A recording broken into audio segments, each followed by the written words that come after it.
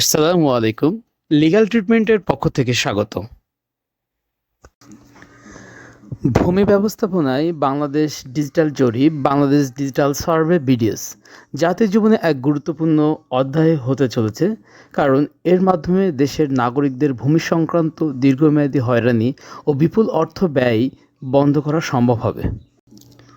স্বল্প সময়ে নির্ভুলভাবে ডিজিটাল পদ্ধতিতে ভূমি জরিপ করতে বাংলাদেশ ভূমি জরিপ তথা বাংলাদেশ ডিজিটাল সার্ভেতে স্যাটেলাইট, ড্রোন এবং গ্রাউন্ড কন্ট্রোল স্টেশনের সমন্বয়ে আধুনিক প্রযুক্তি ব্যবহার করা হবে। 3টি পার্বত্য জেলা ছাড়া দেশের 470টি উপজেলার মৌজা পর্যায়ে জিওডেটিক সার্ভের মাধ্যমে 2,60,310টি জিও রেফারেন্সিং পয়েন্ট নির্ধারণ করা হবে ও 1,33,188টি মৌজা ম্যাপের ডাটাবেস প্রস্তুত করা হবে।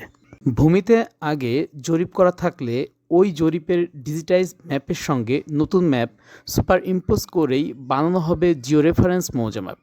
এছাড়া পরে মৌজা ও প্লট ভিত্তিক জাতীয় ডিজিটাল ভূমি জোনিং প্রকল্প থেকে সংগ্রহ করা স্যাটেলাইট ইমেজের সঙ্গেও সমন্বয় করা হবে এই মৌজা ম্যাপ।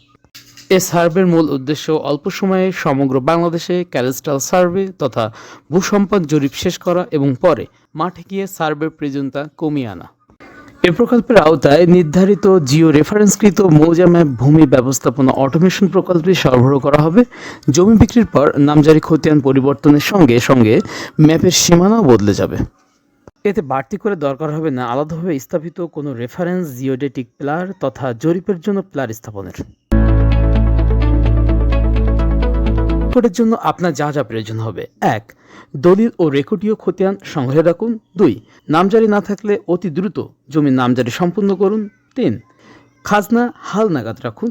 4. পর্চা ও নকশা অনুযায়ী জমি মেপে রাখুন। 5.